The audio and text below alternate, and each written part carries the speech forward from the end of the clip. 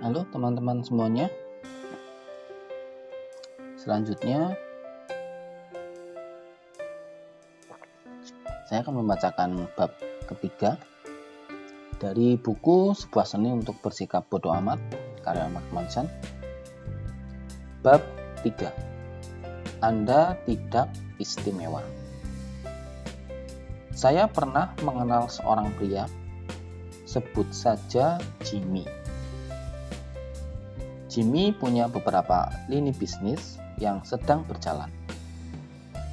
Kapanpun, jika Anda bertanya apa yang sedang dikerjakan, dia akan menyebutkan dengan cepat beberapa nama perusahaan yang berkonsultasi dengannya. Atau dia akan menjelaskan sebuah aplikasi kesehatan yang sedang dia carikan investor murah hati agar mau menanam saham, atau dia akan berbicara mengenai beberapa acara amal di mana ia didaulat menjadi pembicara utamanya, atau bagaimana dia memiliki gagasan tentang suatu jenis pompa gas yang lebih efisien yang membuatnya menjadi miliarder. Pria ini selalu beredar, selalu menyala-nyala, dan jika Anda memberinya 1 inci saja celah percakapan di siang hari, dia akan menceramahi Anda tentang betapa mendunia pekerjaannya, betapa brilian ide-ide terbarunya, dan dia akan dengan mudah menyebutkan nama-nama sederet tokoh seakan-akan Anda sedang berbicara dengan seorang reporter tabloid. Jimmy adalah pribadi yang positif di setiap waktu, selalu termotivasi, selalu bekerja dengan sudut pandang yang jelas. Seseorang yang dipandang sebagai go-getter, tulen. Apa coba maksudnya go-getter? Di balik itu semua, Jimmy adalah seorang bajingan. Hanya bicara, tidak ada aksi. Sebagian besar waktunya diisi dengan mabuk-mabukan dan menghamburkan uang di bar dan restoran ternama, seraya berusaha memukau orang dengan ide bisnisnya. Jimmy adalah seorang penipu profesional, menghidupi keluarganya dengan uang haram. Sama seperti setiap orang lain yang tinggal di kota, memutar-mutar ide palsu tentang gemilangnya teknologi masa depan. Tentu, kadang dia juga berupaya atau mengangkat telepon dan membuat tawaran dengan mengatasnamakan orang-orang penting dan nama-nama lain hingga kehabisan nama untuk disebut. Tapi tidak ada yang pernah terwujud. Tidak satu pun usahanya berkembang menjadi sesuatu. Meskipun demikian, pria ini telah melakukannya selama bertahun-tahun, membiayai pacar-pacarnya dengan uang dari banyak saudara jauhnya, hingga usia mendekati kepala 3. Kacaunya, Jimmy merasa nyaman-nyaman saja. Kepercayaan dirinya tak lebih hanya waham dalam otaknya. Ia menyayangkan orang-orang yang menertawakan atau menutup telepon darinya. Sebab dalam pikiran Jim, mereka telah melewatkan kesempatan emas dalam hidup mereka. Baginya, orang-orang yang mencemooh ide bisnis gadungannya itu terlalu bodoh atau tidak berpengalaman untuk memahami kejeniusannya. Orang-orang yang menuding gaya hidup mabuknya semata cemburu kepadanya. Mereka adalah hater yang iri akan kesuksesannya. Jimmy memang menghasilkan uang, meskipun biasanya melalui cara-cara yang tidak jujur, seperti menjual ide bisnis orang lain yang diakuinya sebagai miliknya, atau memperdaya orang lain agar memberi pinjaman, atau parahnya, menghasut seseorang agar menyerahkan saham perusahaan startup mereka. Namun sebenarnya, sesekali ia dibayar untuk melakukan public speaking mengenai apa saya bahkan tidak berani membayangkan. Bagian paling parahnya adalah bahwa Jimmy meyakini omong kosongnya sendiri.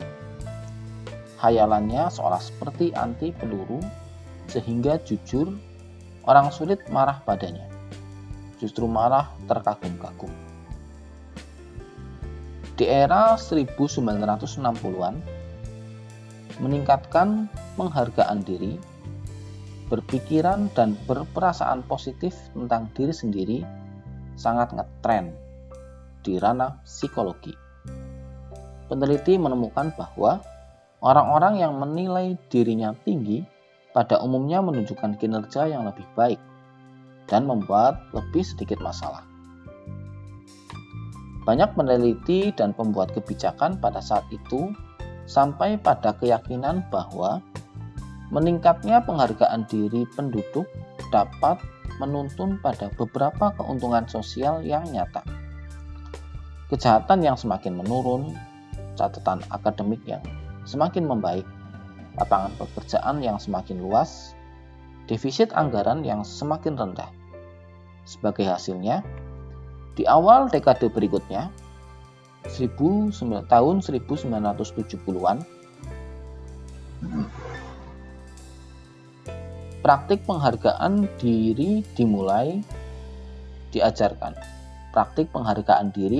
diajarkan oleh para orang tua, ditekankan oleh para terapis, politisi, dan guru, serta dilembagakan dalam kurikulum pendidikan. Great Inflation, kelas pemongkokan. Sebagai contoh, diselenggarakan untuk membuat anak-anak yang prestasinya kurang maksimal tidak terlalu merasa kecewa dengan rendahnya pencapaian mereka. Penganugerahan penghargaan atas partisipasi mereka beserta trofi palsu diciptakan untuk serangkaian kegiatan yang tak terlalu menarik dan mudah ditebak.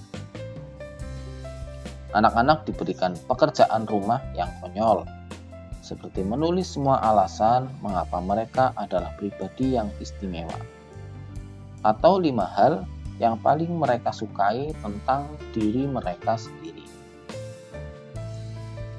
Pastor dan pendeta berkata, meyakinkan seluruh jemaat bahwa setiap diri mereka adalah istimewa di hadapan Tuhan dan ditakdirkan untuk menjadi lebih, tidak sama seperti orang kebanyakan. Seminar bisnis dan motivasi mengatakan berulang kali mantra paradoks yang sama. Setiap dari antara kita dapat menjadi luar biasa dan teramat sukses. Namun, bergantilah generasi berikutnya dan terbacalah sebuah data yang berkata, tidak ada dari kita yang istimewa. Terbacalah sebuah data yang berkata, tidak ada dari kita yang istimewa. Ternyata, sekedar merasa bahagia atas diri Anda sendiri tidak berarti apa-apa, kecuali jika Anda memiliki satu alasan yang bagus untuk merasa bahagia atas diri Anda sendiri. Pada kenyataannya, kemalangan dan kegagalan sungguh berguna dan bahkan diperlukan untuk membangun seseorang menjadi orang dewasa yang tangguh dan sukses. Faktanya, mengajar orang untuk meyakini bahwa mereka istimewa dan merasa baik tentang diri mereka sendiri dengan alasan apapun tidak lantas menjadikan mereka suatu populasi yang penuh dengan Bill Gates dan Martin Luther King. Ini justru menciptakan suatu populasi penuh dengan pria seperti Jimmy. Jimmy sang pendiri perusahaan yang terbuai delusinya. Jimmy sang pendiri perusahaan yang terbuai delusinya sendiri, yang menghisap ganja setiap hari dan tidak memiliki keterampilan menjual yang nyata selain berbicara pada dirinya sendiri dan meyakininya. Jimmy tipe pria yang menarik rekan kerjanya dengan alasan kurang dewasa, dan kemudian menggunakan kartu kredit perusahaan hingga batas maksimal di Le Bernardin demi membuat beberapa model Rusia terkesan. Jimmy yang dalam waktu singkat dijauhi bibi dan pamannya karena terus meminjam uang. Ya, dialah Jimmy yang percaya diri dan memiliki penghargaan diri yang tinggi. Jimmy menghabiskan banyak waktu untuk berbicara mengenai betapa baiknya dia, sehingga dia lupa untuk benar-benar melakukan sesuatu. Yang menjadi masalah dengan gerakan peningkatan penghargaan diri ini adalah bahwa ukuran yang digunakan berdasar pada seberapa positif orang melihat diri mereka sendiri. Namun, ukuran yang benar dan akurat untuk penghargaan diri seorang sesungguhnya terletak pada bagaimana orang tersebut memahami aspek negatif dari diri mereka sendiri. Jika seseorang seperti Jimmy merasa sungguh baik selama 99,9% dalam hidupnya, meskipun hidupnya hancur berantakan di sekelilingnya, lalu bagaimana itu bisa menjadi alat ukur yang valid untuk sebuah hidup yang sukses dan bahagia? Jimmy merasa istimewa, itu saja. Dia merasa seakan-akan layak mendapatkan hal-hal baik tanpa berusaha. Dia percaya diri, bisa menjadi kaya tanpa harus bekerja. Dia percaya diri, dapat disukai dan menjalani hubungan yang baik tanpa pernah membantu seseorang pun.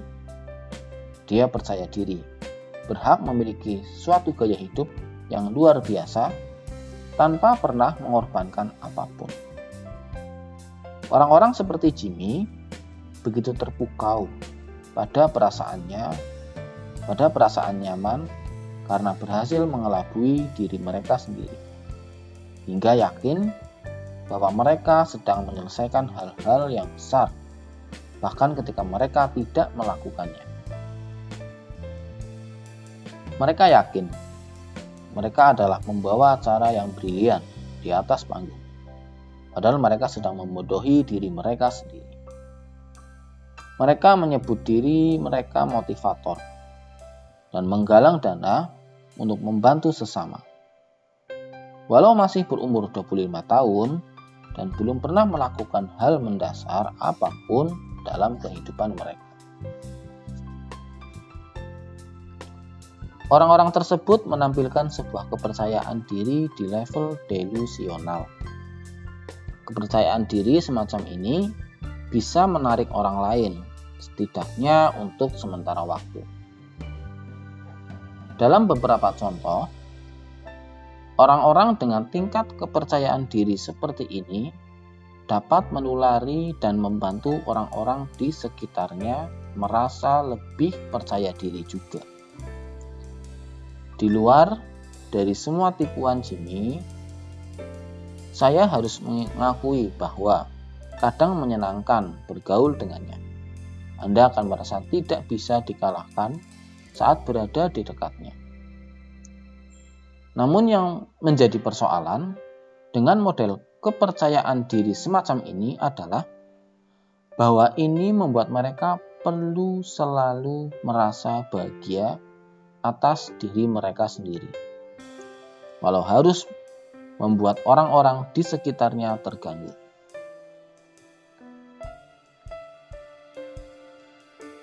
Dan karena orang-orang yang seperti itu selalu harus merasa bahagia atas dirinya sendiri, mereka akhirnya menghabiskan sebagian besar waktunya hanya untuk berpikir tentang diri mereka sendiri. Padahal di luar semua itu dibutuhkan energi dan usaha yang besar untuk meyakinkan diri Anda sendiri bahwa tai yang Anda keluarkan tidak bau busuk. Apalagi jika Anda benar-benar tinggal di sebuah kampus. Begitu orang-orang macam ini mengembangkan pola pikir yang secara konstan menafsirkan segala yang terjadi di sekitar mereka melulu untuk membuat mereka makin jemawa. Akan super sulit rasanya untuk menghentikan itu. Setiap ajakan untuk menggunakan akal sehat hanya dipandang sebagai ancaman terhadap superioritas mereka dari pihak lain yang mereka anggap tidak dapat mengimbangi kepintaran atau bakat atau kegantengan atau kesuksesan mereka. Apa yang diyakini Jimmy dan orang-orang sepertinya membuat mereka diselubungi semacam gelembung narsistik, membelokkan apa saja dengan cara tertentu demi semakin meneguhkan dirinya. Orang-orang yang merasa seperti ini memandang setiap kejadian dalam hidup mereka entah sebagai suatu peneguhan atau ancaman terhadap keagungan mereka sendiri. Jika suatu hal yang membaik terjadi kepada mereka, itu karena perbuatan mereka. Jika suatu hal buruk terjadi pada mereka, itu karena seseorang cemburu dan mencoba untuk membuat mereka terlihat buruk. Orang-orang istimewa ini bebal. Mereka menyesatkan diri sendiri dengan masuk ke dalam apapun yang bisa memuaskan rasa superioritas mereka. Mereka mempertahankan pandangan mental mereka di atas segalanya. Bahkan jika kadang itu menuntut mereka bersikap kasar secara fisik atau emosional terhadap orang-orang di sekitar mereka. Meyakinkan diri sebagai makhluk yang spesial merupakan sebuah strategi yang gagal. Ini hanya membuat Anda tinggi atau nge-fly, tapi itu bukan kebahagiaan. Pengukuran yang benar tentang penghargaan diri seseorang bukan pada bagaimana seseorang merasakan pengalaman positifnya, namun lebih pada bagaimana dia merasakan pengalaman negatifnya. Seseorang seperti Jimmy bersembunyi dari permasalahannya dengan mengarang kesuksesannya sendiri di setiap kesempatan. Dan karena dia tidak bisa menghadapi masalahnya, entah sebaik apa dia menilai dirinya sendiri, ia menjadi lemah. Seseorang yang benar-benar memiliki penghargaan diri yang tinggi mampu melihat bagian negatif dari pribadinya secara blak-blakan. Ya, kadang saya tidak bertanggung jawab soal uang. Benar, kadang saya melebih-melebihkan kesuksesan saya sendiri. Ya, saya terlalu bersandar kepada orang lain dan seharusnya saya lebih mandiri. Kemudian bertindak untuk memperbaikinya. Namun, orang yang keblinger dengan dirinya sendiri karena mereka tidak mampu mengakui masalah mereka sendiri secara terbuka dan jujur, justru tidak bisa memperbaiki hidup mereka dengan cara yang tahan lama atau bermakna.